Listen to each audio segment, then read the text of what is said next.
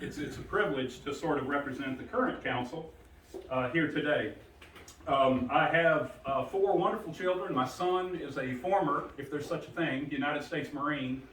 And I have 3 wonderful daughters. One of them is a student at LSU, and then 2 are students in the public school system right here in Denham. I myself am a student as well. So, and by the way, I'm learning why most of my contemporaries in college are half my age.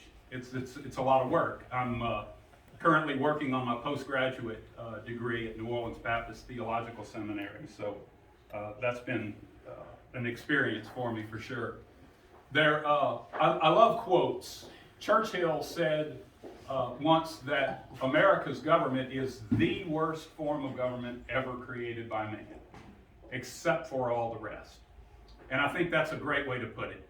Government's a necessary evil, and so I asked myself, what would I like to be as a council member, as a member of a public serving body, or what do I think would be characteristics of success in that position? And I come up with 3 that I think are worth pointing out. One of them is a willingness to learn. One of them is a heart to serve, and to leave things a little better than you found it. And then finally, an appreciation for the sacred nature of spending other people's money. I think that's a critically important point.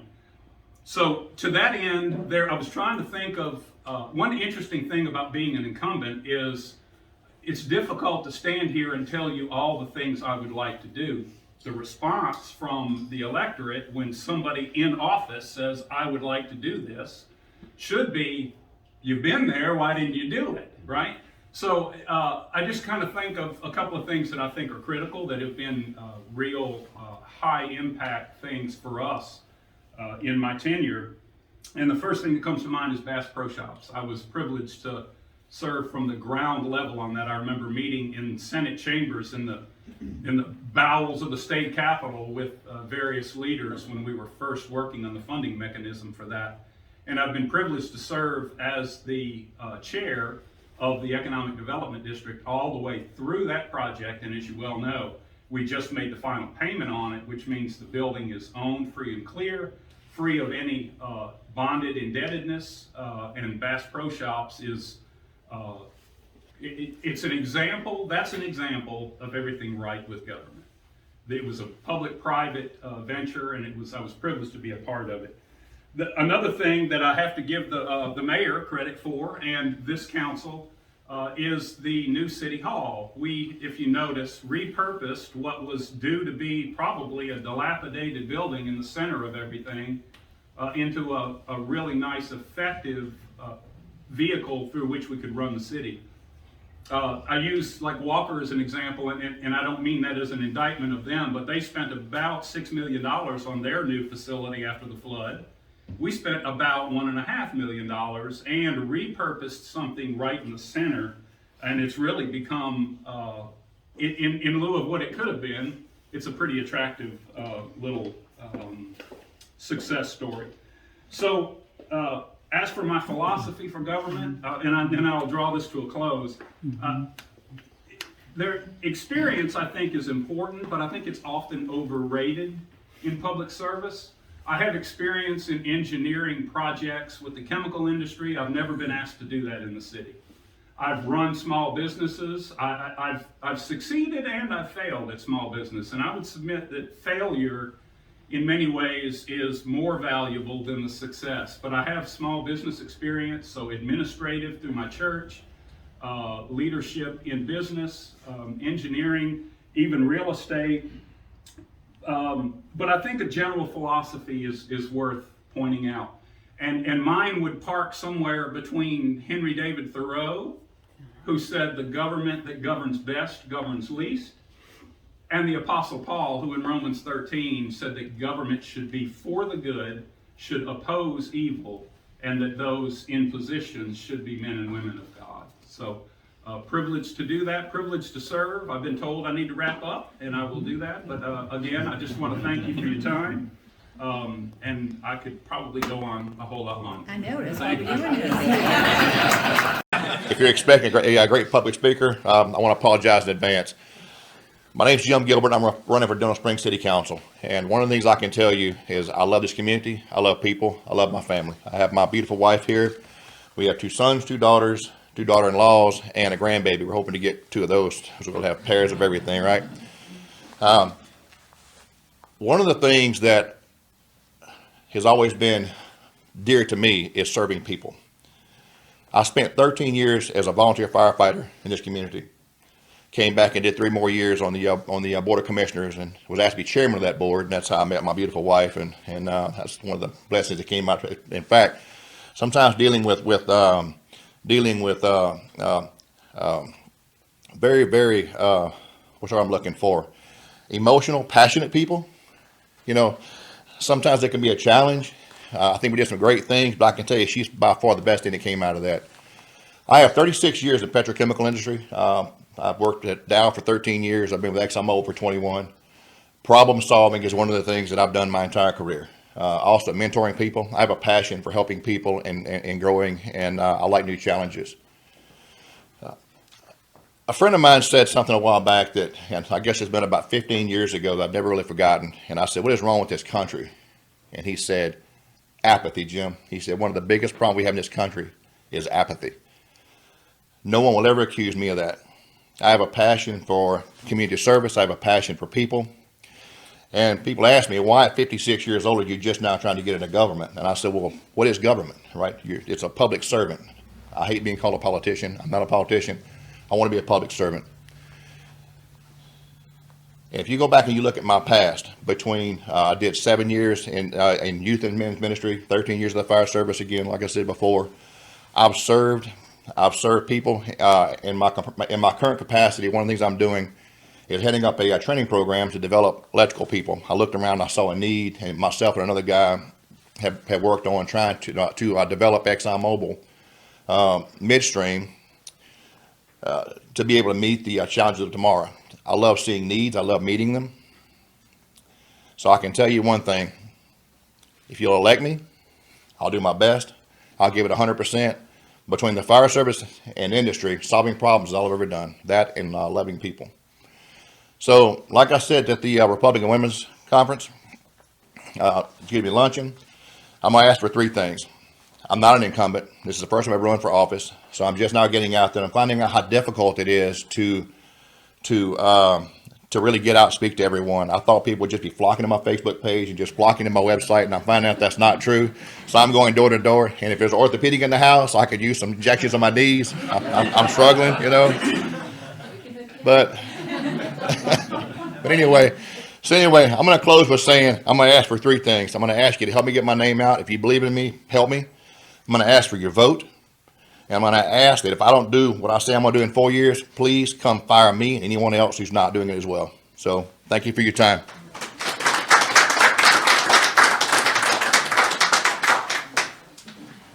How you all doing this morning? My name is Ray Riley. I am a son of the city. I've been here all my life. I worked in the community all my life. I've been serving people all my life. Ever since I was a child. If anybody knows my mother, you understand why I've been serving people all my life. First of all, I'd like to recognize my wife this past August 16th. We've been married 25 years. So I thank God for that. I do have 4 children. I have a son who's a school teacher. I have a daughter who's a news reporter. I have a son that's a senior at Denham High, and I have a 12-year-old daughter that's at Denham Springs Junior High. So that's a feat right there, that 12-year-old. But anyway, I'm running for Denham Springs City Council. So far, I've been serving on the Planning and Zoning Commission for the last 6 or more years. I'm not a novice to this. If you all have the confidence in me to elect me to serve with the city, I will. I definitely would be appreciative. There will not be a time where you can't reach me. that I want be able to come see you, speak to you. I'm pro-business, pro-small business. I definitely want to see the small business succeed in this city. We definitely don't want to allow our small business to build on top of problems.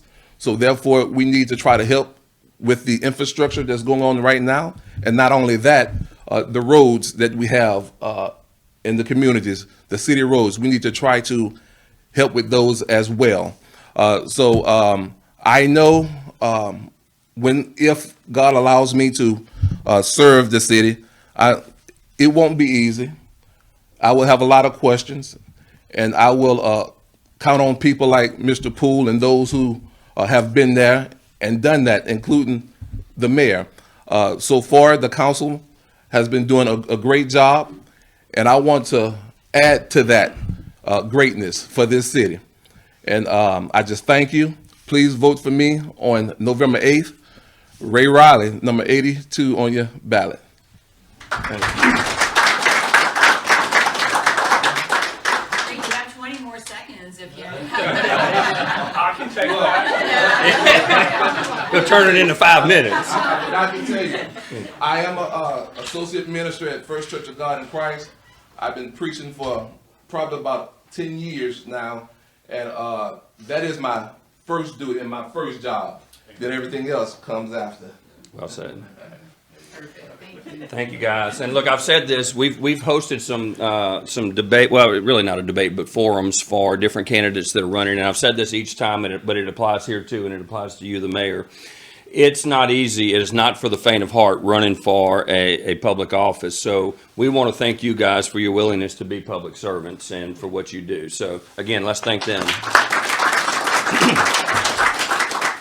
Now, before I introduce the mayor, I've got a little trivia question here, and I know there's a couple of people in here that I bet know the answer to this, but who remembers the name of the grocery store that was on Range Avenue, about where CVS sits? It was a little bit, it was a little east of where the actual CVS is now. Who remembers that grocery store? Rouse's? No. That's a trick question because actually there was a Rouse there Before. Okay, so the better way to say it, about 4 decades ago. 4 decades ago, who remember what grocery store sat there? He's got it. The real superstore. Yeah, national. I was going to say A&P. National. Okay, National Superstore. All right, so my point in asking that trivia question is 4 decades ago, before I called this man Gerard Landry mayor, I used to call him boss because I was a 14-year-old high school freshman. Back then, they used to let you work when you were 14 years old, okay? And Gerard hired me as a buggy boy and a bag boy. Now, I worked my way up to stock clerk, but I started off as a buggy boy and a bag boy. So, and since then, Gerard has owned and operated several grocery stores of his own and several other businesses. But today, it's my pleasure to welcome him and to call him our mayor and to come give us an update on the city.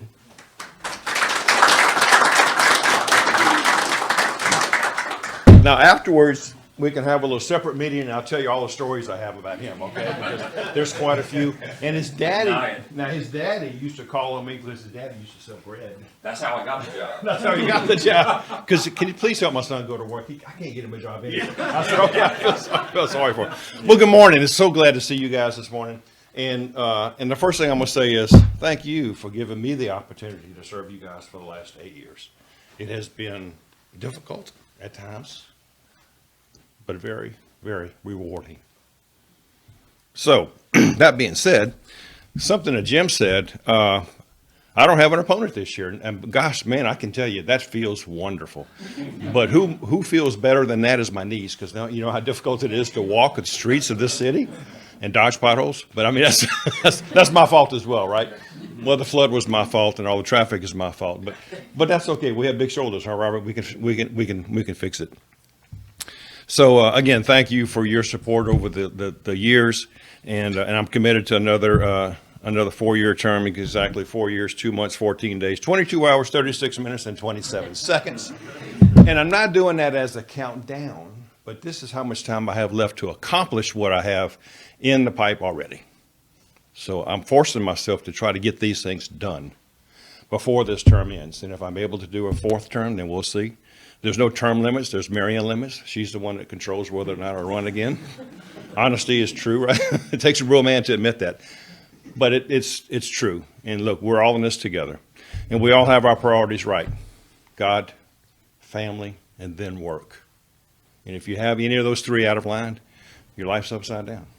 Because it is about those three things most importantly and in that priority. You know, Marion and I have been married for 35 years. We just made our 35th anniversary in February. And between us, because we're the modern blended family, we have 7 children, 13 grandbabies, and 4 great-grandbabies, plus 2 more on the way. So when I talk about family, I think I have a little bit of experience there. And it really is the important part of what we all do as servants. If somebody calls me a politician, I get upset. I'm an elected official. You guys hired me to do this job. You guys hired me to manage the assets of your city and to give you the services that you pay for with your tax dollars. So we do that the best way that we know how. The council that I've had an opportunity to work with for the last 8 years has been phenomenal. And if some of our new folks come on board, we can work together with all as well. So that being said, I don't want to take up a whole lot of time, but there's 2 issues I want to talk about, and then maybe open up the floor to a few questions before we move on to our honored guest today. He has about a 2-hour speech, I think. Is that right? So traffic is probably the most sensitive topic that we have in our city today. I was sharing with Johnny Malazzo as we were walking up here today. I said, Johnny, what people tend to forget is that is a 4-lane interstate when it was built with a 4-lane interchange. Now it's a 6-lane interstate with a 4-lane interchange with one modification that was done a year or 2 ago. There's 2 more lanes up there already in place. They're called HOV lanes. DOTD wants to open them up, and I said, guys, please, this time I'll take a pause, because then you have an 8-lane interstate trying to get off at a 4-lane interchange. It's not going to happen. We already have the issues that we have that are horrendous, right? We've had the luxury of working with Chad Bacchus and Fortin Tablata and Rogers Pope and Buddy Mincy to try and meet once a month with our friends at DOTD. And we have a younger engineer that's on board with us as well and working with the city of Walker. We've made some tremendous progress as far as planning goes on what our hopefully will be improvements in how we get on the interstate or get off the interstate. 4H Club Road is not even a blip on their map at DOTD, but it is now because of all the conversations that we've had. They understand what our problems are on 4H Club Road. Pete's Highway interchange should have always been an exit, but those funds were moved over to the Cook Road. And so, but that's okay. Those were decisions that were made quite some time ago. And it takes a long time to put these plans into action and to make something happen. So, like I just told Robert just a little while ago. And so I'm kind of getting ahead of myself, but I got a feeling that the council is going to be all right with this. But we have shared with the council the many maps that we have drawn by DOTD and some of the plans that they have to help us with our traffic flow here in the city. Chad, if I remember right, it's around $33 million worth of projects. $33 million. Now try to get that out of DOTD when things are as tight as they are. It's almost, like I say, impossible, but improbable, let's just say. But we have put together a plan, and this is what's going to be presented to the council on Monday evening, to give me the authorization to apply for capital outlay monies through the legislator, which is a way for us to get funds. This will be the largest amount that we've ever gone after, but it's about, is it about 12 or $13 million, I believe, right? And what we started off this conversation with DOTD and our representatives were, we now have some extra cash that we're dealing with because of Bass Pro. Thank God we made a decision, along 15 years ago or so, right? 16 years. To do this project. Sales tax is still in place, so now everybody in the parish that was a participant in the sales tax distribution is now receiving those sales tax dollars still, but it's increased because the bonds have been satisfied. So our commitment at the city has been to let's take those dollars and leverage them against projects that we can get through the state or through DOTD. So the $13 million in that the first initial phase is going to be spread out over 6 years, excuse me. And what we would be responsible for is 25% of the $13 million. So it's a good way to leverage our cash against what we can get from DOTD. And it's actually better than what we normally get. I know Chad can tell you, we normally do an 80-20 plus engineering fees whenever we do any major road projects. This is a 25% match is what we'll have to pay. So it's a pretty good deal. Michelle already has it in the budget, and so we're trying to make things happen on our end, right? I've always said there's three kinds of people in this world. There's people that make things happen, and there's people that watch things happen, and there's people that wonder what in the heck's going on. We're going to be the folks that try to make things happen. And I hope everybody in this room just takes that to heart and understand what it is that we're trying to do as well. All right, last thing. There's a new project that CRPC has. Capital Region Planning is a 5 or 6 parish organization based out of Baton Rouge. And I'm on the board of directors and a member of the MPO, Metropolitan Planning Organization. I'm a vice chair of Technical Advisory Committee, and it's a way for all of us in municipalities and parishes to get together and figure out how we can disperse all these funds that DOTD has or the federal government has through federal highways so that we can get them to where they need to go, right? A couple of years ago, I really just realized there's millions of dollars left over at the end of every year, mainly because municipalities can't come up with the 20% match. That's always been the hang up. So we are trying to be proactive and put the money up front so that we can get those funds and get the road projects done. But through the MPO, there's also now something new that they're talking about, and it's called Commuter Crew. Commuter Crew, K-R-E-W-E, kind of like the crew of a Mardi Gras crew, right? Commuter Crew is a new project through Capital Region Planning, through DOTD, and CRPC, Capital Region Planning. We don't have any kind of a mass transit system in our communities at all. If you go to New York, you go to Washington, you go to any larger municipalities, you have those. And there's good times and bad times, sometimes high crime, but we can't have that here as far as the underground tunnels. But we've started talking about the train between New Orleans and Baton Rouge, which would help. But when you get to the end, you have to have the facilities to accommodate those folks and ways for them to get around the city, be it cabs, Uber, or a bus system. And CATS is having its own issues right now as well. But there's new management there, and hopefully those things will be resolved. But Commuter Crew is something a little bit different. And feel free to look at it on the internet. And they are coming to my office on Monday. And if anybody would like to attend, just buzz me and let me know that you want to come. And I want to make sure, April, that we have a chance for those guys to come out and talk to your folks in the business community. So this is pretty much what it works out to be. There's a couple of different avenues that they have. The easiest one is they have an app, Commuter Crew. And you decide, I want to carpool with somebody to the Capitol, to Exxon, to the new Amazon plant, and I live in Denham Springs. You put that information into the app and list everybody and their credentials, their phone numbers, their email addresses that have the same questions. So you could possibly pair up with somebody. Now, there's some issues, right? You're scared to send your wife down the road and somebody that you don't know, but they try to vet all those people as much as they can, and you make the decision. And that's strictly a ride share is what it's called. So you may drive 1 week, you may drive 1 week. Or you may drive all the time and take $20 a week or $30 a week for gas. So that's one way to get more people off of the road. Now, why is that important? Because in July of next year, we're going to have some serious problems with traffic. You think it's bad now? Wait till they start shutting down lanes on the interstate. Wait till they start the bridge construction. So look for the next 5 years to be horrendous when it comes to traffic, especially on the interstate. But if they close down any lanes on the interstate, they're going to go to surface streets, Florida Boulevard, Airline Highway.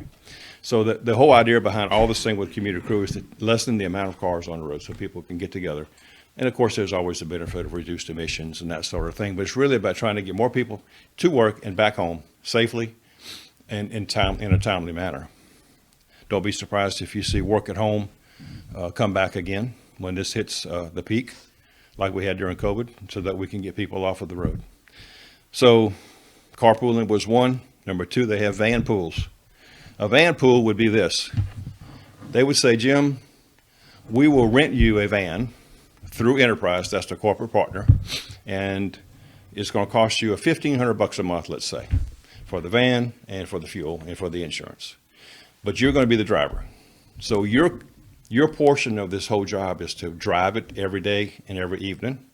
And then everybody else shares in the cost. So if it's $1,500 and you got 10 people, everybody pays $150 a month and they can ride, right? You get 9 cars off the road and people can save money driving to and from work. Now, what's one of the obvious things that people ask? You go to work, your child's school calls you, child's sick. Well, I can't go. But yes, you can, because there's a program factored into this thing that if you're in that situation and you've paid for a ride and you need to leave early, they will allow you 4 trips a year at no cost. They will reimburse you up to $100. So you can rent a cab, you can take a rent a car, whatever you need to do to get back home. So it takes out some of the fears that are out there. The other one they have is called Park and Ride. Was a similar situation. Everybody meets up behind Walmart. They negotiate the deal with Walmart so they can accept 15, 20 cars, whatever it is, and you ride in a bigger bus to get to a common location. And then for some of the larger corporate companies like Exxon or the Capitol, and I think for state and federal government, they will actually pay the entire cost as an incentive for their employees to travel safely and try to get some vehicles off the road. So there's a lot of options out there. Like I said, they're coming to see me on Monday. I've heard their presentation several times. But April, I think it's important that you share this with the business community to see if something like that would be viable. Yeah, we worked on the ride share one before. We tried it, they gave us free tickets and we said, who wants them? And it was, But now with this, you might have an incentive come July of next year when everything is all backed up. So I think it's worth visiting again. Absolutely, Okay. absolutely. So other than introducing our chief, how about some questions? I love questions. Please don't be bashful. You have to tell them about what's coming on Range Road. Do I have to? No. So Range is going to, DOTD is going to start at the end of this year, and it is going to be the elimination of the suicide lane is what I call it. The center lane, because there's been way too many accidents. It's all based on crash data. There's too many rear end collisions, too many side swipes. So Range will now become left turn lane only. So it's going to be a little, you've seen it right there in front of Popeyes. They got the little divider on the road. So you'll be able to come this way. And what they'll do is, if this is the roadway, wherever there's a left turn, there'll be a bump out to accommodate larger trucks so that they can make the U-turn and come back up. And there's hoping that they would eliminate 1 or 2 red lights and speed traffic up actually on Range. You can't get 35,000 cars a day off of Range. Very easy. But we have to do what we can do to get people out of here. You know, Is there a map on that, by the way, on where the turns will actually be? there may be, Chad, do you remember where it's at? It get you, but those public hearings were 2 or 3 years ago. This has been in the works for quite some time. The other thing that's getting ready to happen is at Centerville. It's going to be a short span from Range to the River Road down to where the old First Baptist Church used to be. That road's going to be widened, brought up to code, and there'll be a bicycle path, and there'll also be a new sidewalk there as well. And all that's the 80-20 program. Kind of ironic, remember right after the flood, we did we got a $50,000 grant from CRPC to do a bicycle and pedestrian path study for the citizens. And they decided where they wanted to see bicycle paths and where they wanted to see more sidewalks. And the premise was, if you do the study and it's in print, whenever DOTD does a project, they have to include it. So this will be the first example of doing our work ahead of time and having to pay off for us in the future. And I keep referring to Chad, but he's our engineer on this project as well. So he goes back and they ask us to include the sidewalk now from Centerville all the way back to Hatchell. There's bits and pieces of sidewalk there, but my hope and my dream before I leave office is that we have that last leg, which is Hatchell, done. So then all of our city schools will be connected by sidewalk. And so we're almost there. We're going to make this one more step, and we'll probably be there.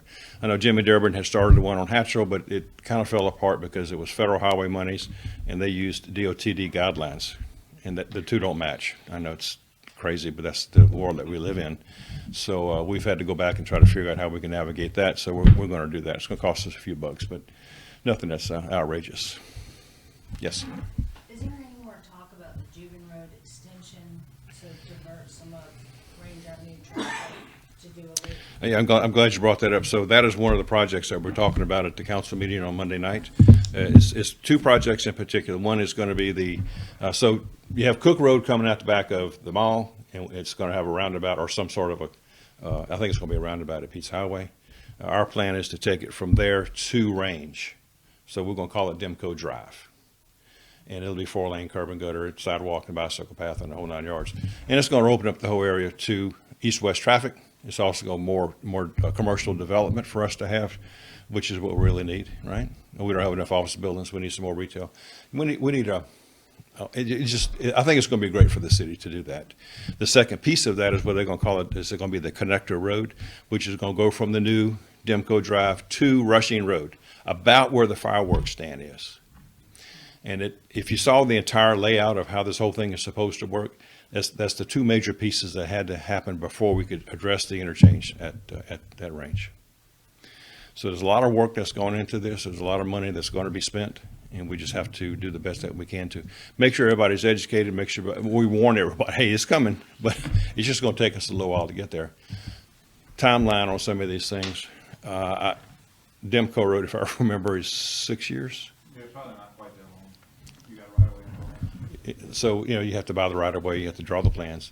It's just amazing how long it takes. Okay, another question? Yes, sir.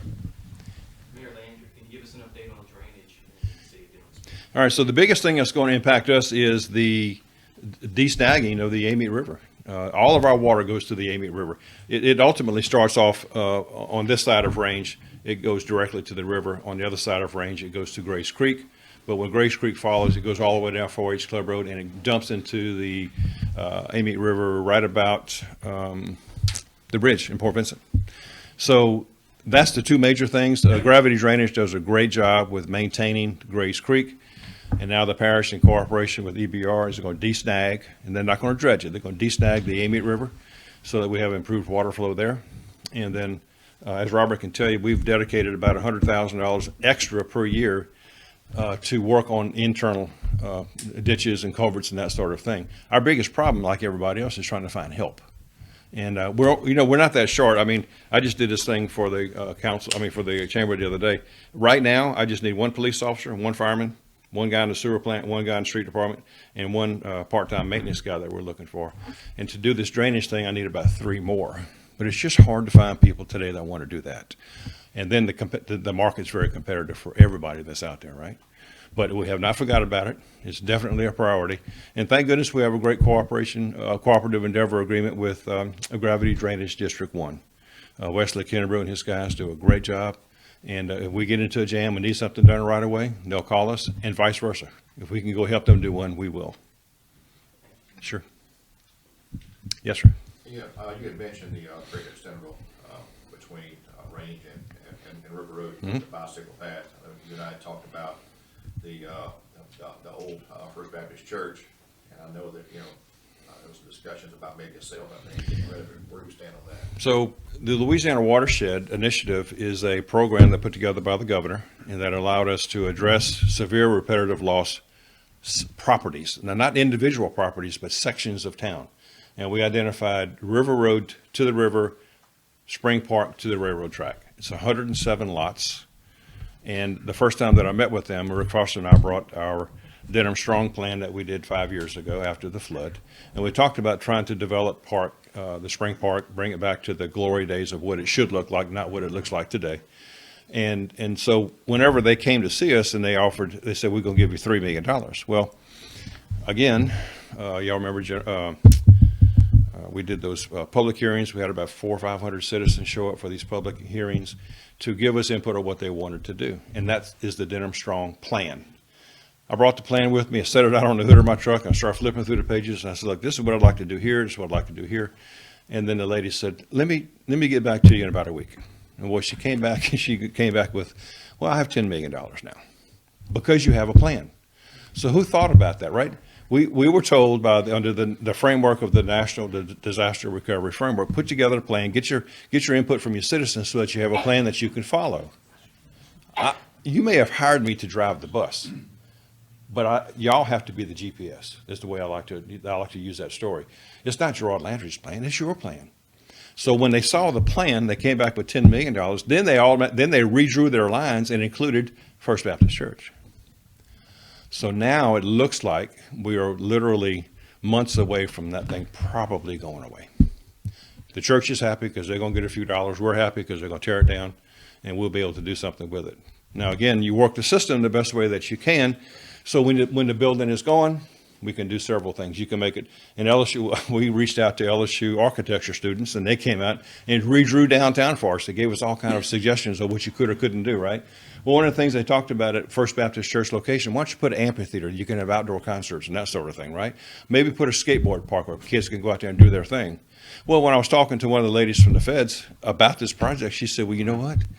If you put a grass bottom in it, if you take either project, but if you put a grass bottom, then it becomes a water detention feature and you can get federal dollars to build it.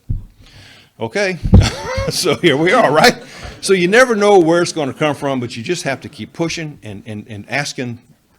I'm not going to say ask the right question because I surely don't know what always the right question is, but I don't mind talking about it, and I'll ask anybody about anything, anytime.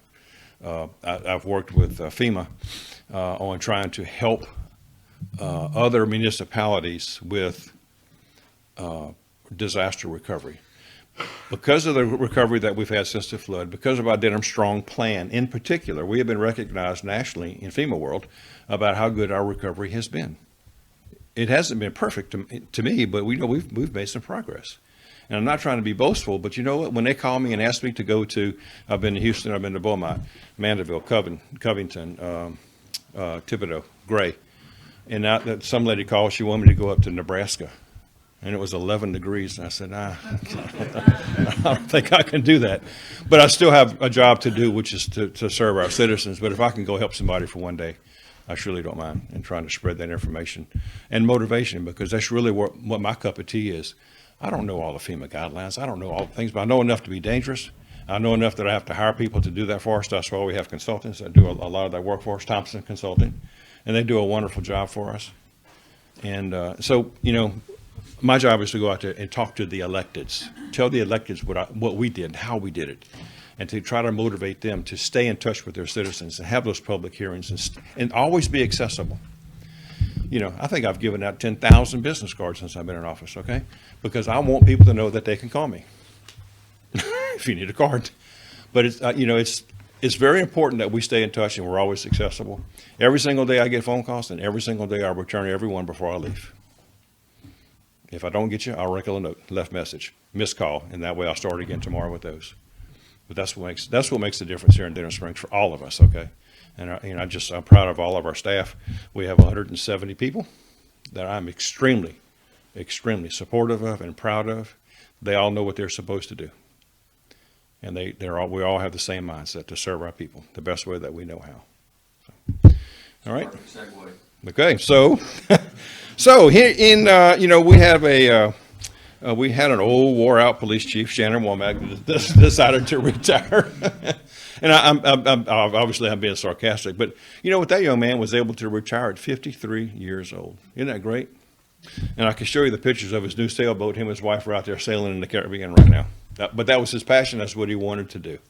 So we had to, that was a couple of months ago, so we had to go and try to find us another chief. And so we searched high and low. We didn't have to search too far because Rodney Walker is our new police chief. But we interviewed. We had to follow the civil service guidelines.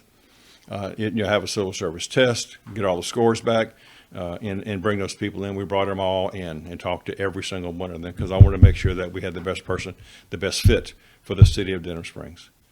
And I think most of our council, some of the council folks, and Jeff and Lori were involved in the interview process as well. And we finally got the cream of the crop. We got the best guy for the city of Denham Springs. He's been with us 23 years. 23 years. Started off in North Louisiana, wised up, and came down here. But Rodney Walker is our new police chief. I'd like to introduce him.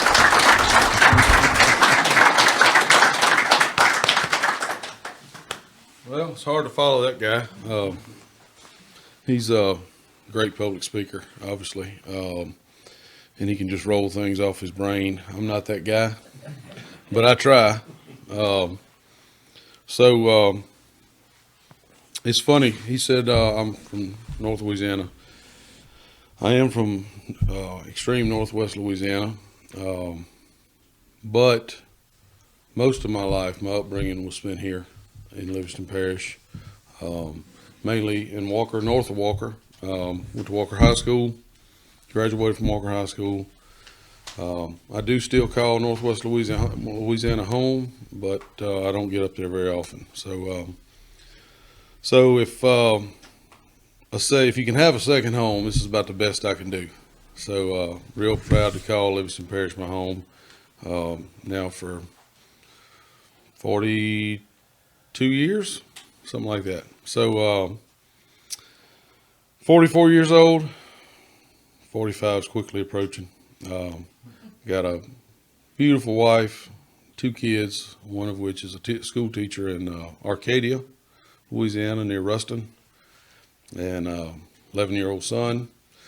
And, you know, one of the reasons I even agreed to do this, when we started out this process, and was throwing it around, my son was like, but Dad, you're supposed to retire next year, and we're supposed to go hunting and fishing more. I said, well, and so I explained everything to him, and there's a picture in the newspaper that I've got framed. Somebody was kind enough to make for me. It's in my office now, of my good friend Mark Boyer swearing me in at a council meeting, and my son holding the Bible, my hands on the Bible, and to see the pride in his face, just looking at that picture alone, if you don't know anything about me, that's why I'm doing this. Pride, public service. I've been in public service now for over 25 years. 24 plus as a police officer, and before that I was a volunteer fireman. So the call to serve the public is what brought me into this, and it's why I'm still here. And specifically a call to serve Denham Springs is why I'm still here, instead of winding it down to retire in July like there was the original plan. And wanting to see this police department in this city continue to grow and succeed and do better. Clearly, the best way for that to happen is to have a police chief, fire chief, and other department heads that work well with city council and the mayor. And we're off to a great start. And the mayor and I have similar visions and plans of how to proceed with doing those things. Everybody's on board with those visions, and that's it makes it a lot easier, you know, when everybody's got kind of the same mindset. So there's challenges, and I'm looking forward to meeting those challenges because, you know, at the police department, we have roughly 40-ish employees. I'm their boss, but more importantly, I'm their advocate. So we just had some civil service tests. The scores came back Tuesday night, and we had some, really nervous candidates taking those tests, and young, because we're a young police department. And so once I got the scores, I texted everybody, and one of them texted me back and had me in tears. She was so worried about disappointing me, and she was so proud to have passed that test, and extremely deserving, and excited, and just wanting to get out there and go through a wall for me. And that tells you about me. That tells you about them. That tells you about our relationship, and that's what I'm excited about. We all work well together, and we got each other's backs. And with that being said, vision-wise, we're here to serve the city and protect the city, and be the sheepdog when y'all are sleeping, and the citizens of this great city are sleeping and trying to do their daily business. I've been a sheepdog for 25 years, and I'm proud to be a sheepdog. So, but being a sheepdog sometimes is ugly. And we have the community here by far, and I think it's huge, is supportive of the police and love the police. There's been numerous times in my 23 plus years here in the city police department that people have hugged my neck, cried in my arms, and it's all over the city. It doesn't matter where I go. If somebody's going to shake my hand, wrap their arms around me, hug me, that's the kind of community that we have here. That's not the way it is all over the country. And it's a huge help, and I'm proud to say that, we have that here. And I think that's why we don't see a lot of the problems we see in other cities across the country. So, we pride ourselves, and it don't matter how dark your skin is, how light your skin is, what sex you are, we're all equals in our police department, in this city, and I think we can all be real proud of that. Here, we're just brothers and sisters, especially in my police department. And I love to call it my police department because it is my police department, but it's also this guy's police department, this guy's police department, this lady's police department, and it's y'all's police department. I'm real proud that it's our police department. And I'm real proud that this is our city. And I'm real proud that when other cities, other people look at our city, that they leave here and go, wow, we need to be more like them. Because that happens. I've witnessed that happen. So, vision-wise, we pay and benefits for police and fire across the country has always been an issue. And cooperation with the mayor and city council, we're all on board that everybody wants to be better. But in the end, it's all about the money, finding the money, and there's ways to do that. I'm just discovering how much money, like he was hinting at in some of the things he's discovered and spoke about. There's money out there, federal money and stuff that you don't even realize is there until you start looking. And some of those things are kind of slapping me in the face, like I never knew about them. And I've been busy this week looking at some of those things and learning about some of those things, and putting people in the right places to take advantage of those things. And I'm pretty excited about that. Stuff costs money, and that's what's terrible, and it's getting worse. But you get hit with things that, for example, tasers, ridiculous amount of money. You'd be shocked at what we're about to spend on tasers, but it's a necessary tool.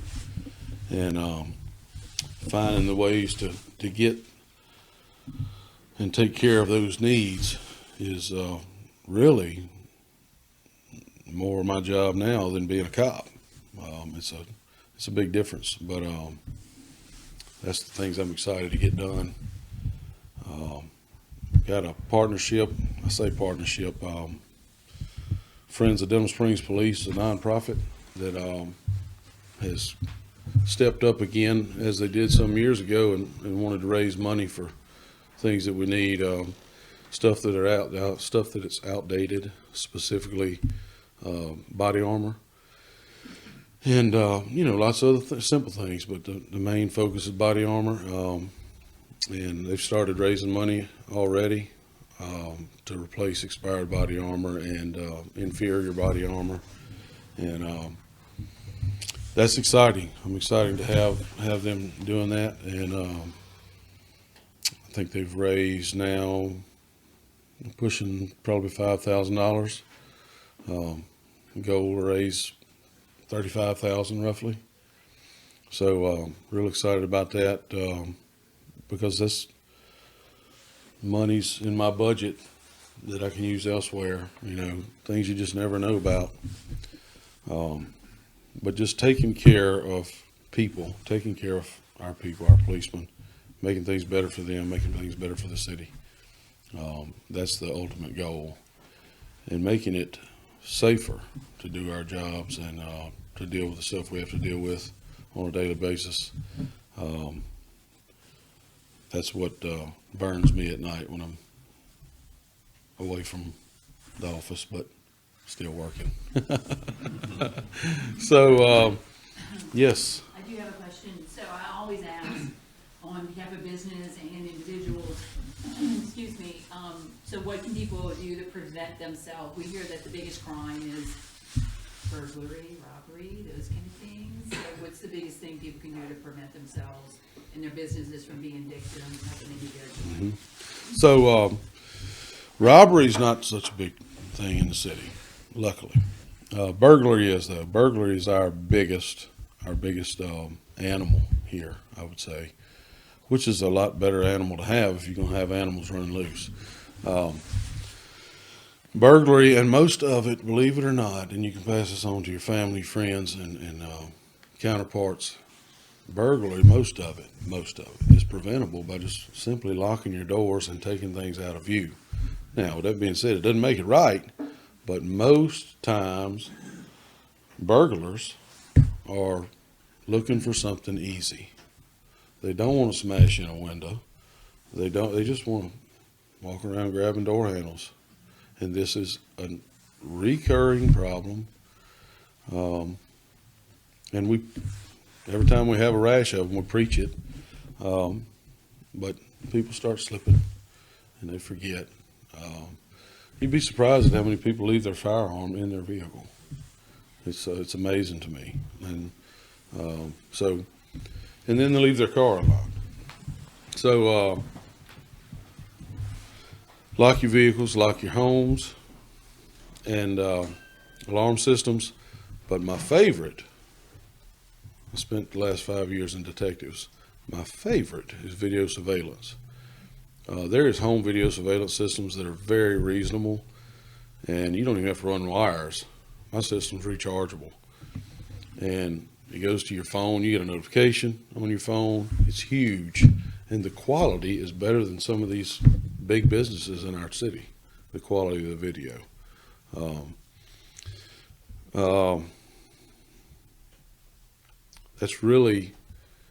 That's the biggest factors to prevent burglary. As I said, most of these kids, not just kids, but in the summertime, it'll ramp up with kids. Door handles, they're checking door handles. And even if they didn't have success with the door handle, they look inside and see a purse sitting there. That's when you're getting your window smashed. So take that stuff out of sight. If you was bound and determined to leave it in there, hide it. But locking the doors is the biggest one. So, any other questions? We try to put something out on that too, on our Facebook. Facebook has been a big tool for us since I took over in August. Actually, before we started increasing our presence on Facebook, and that's been a big deal for us in a lot of ways. But we get that message out every now and then on Facebook, especially when we have a little rash or something like that happening. And recruiting has been a huge tool. We've done some things in recruiting. When I took over, we were like, 5 people short, and we're still short today. But it's a lot better, and we're interviewing people. We got people going through the process right now. We're almost to the point where we can say we're almost going to be fully staffed. Another thing that I wanted to mention, schools. I'm passionate about the schools. We was lucky to partner with the sheriff's office this year in getting more police officers off duty to work around the schools and be in the areas around the schools. And that was a huge deal for me because, everything kind of gets pushed to the back of your mind, but I think everybody still got Uvalde, Texas, fresh on their minds, and it was fresh on my mind when I took over. And I've already got some ideas to increase the school safety, because the kids are our future, and we need to protect the kids and protect the teachers that we're trusting to teach them. So I got some ideas about that. I'm looking to, in the very near future, now that we're getting close to being fully staffed again, exploring the idea of funding a couple more police officers in our schools. Just letting you off the hook, man. Any other questions, ideas? And that's another thing I love to take pride in, is that I include everybody, especially the people that work for me. I call people in randomly just to ask them how things are going and ask them ideas, because I don't know anything. I mean, I don't know everything, and I'm the first to admit that I don't know everything. And I got a team of people that we kind of just brainstorm, find the best way to go about doing something. And that team's ever changing, because it's a team of 40 people, because they're all on it. Everybody's got a voice. And everybody that works under my roof knows they have a voice, and I pride myself in that. And the citizens, they have a voice. Reach out to me if you got an idea about something. I'm willing to hear it. Or got a complaint, we're willing to hear it. But thank y'all. I appreciate it. And thank you.